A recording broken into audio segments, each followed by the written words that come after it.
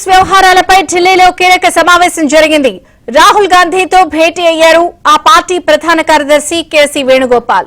PCC కార్యవర్గ కూర్పు, మంత్రివర్గ విస్తరణ అంశాలపై రాహుల్ గాంధీతో చర్చిస్తున్నారు. ఉదయం CM Revanth Reddy, PCC chief Mahesh Kumar Goud KC వేణుగోపాల్తో భేటీ అయ్యారు.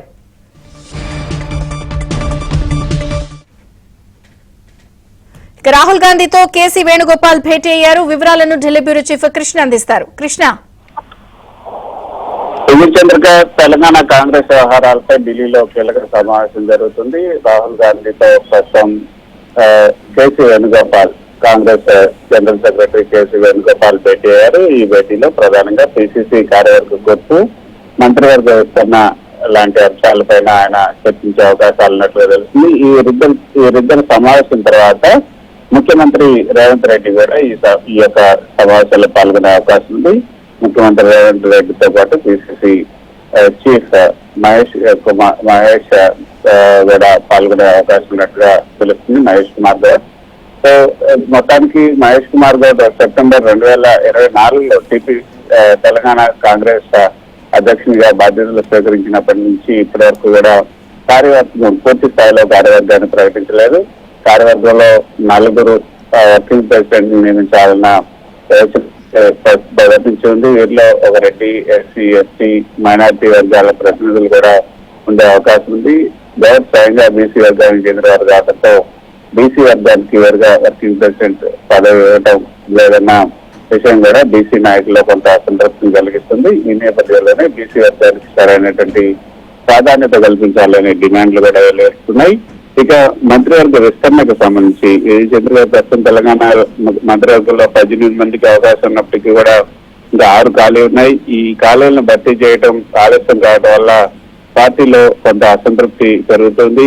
కాంగ్రెస్ హైకమాండ్ ఈ విస్తరణను కొంత జాప్యం చేస్తూ ఉంది. ముఖ్యంగా సామాజిక న్యాయం పాటించాలన్న ఉద్దేశంతో బీసీ వర్గానికి ఇప్పటికే ఒక మంత్రి పదవి ఉన్నప్పటికీ కూడా మరింత ప్రాధాన్యత కల్పించాలన్న డిమాండ్లు వస్తూ ఉన్నాయి.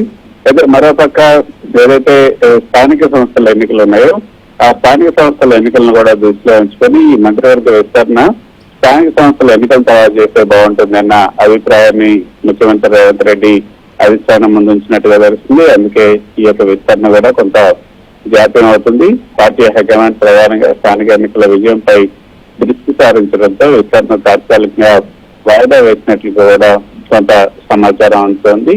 మరి ఈ రోజు జరుగుతున్నటువంటి ఈ సమావేశంలో ఈ యొక్క పార్టీ కార్యవర్గం అదేవిధంగా మంత్రివర్గ విస్తరణ పైన నిర్ణయం తీసుకుంటుందా లేదా అన్నది కూడా చూడాలి.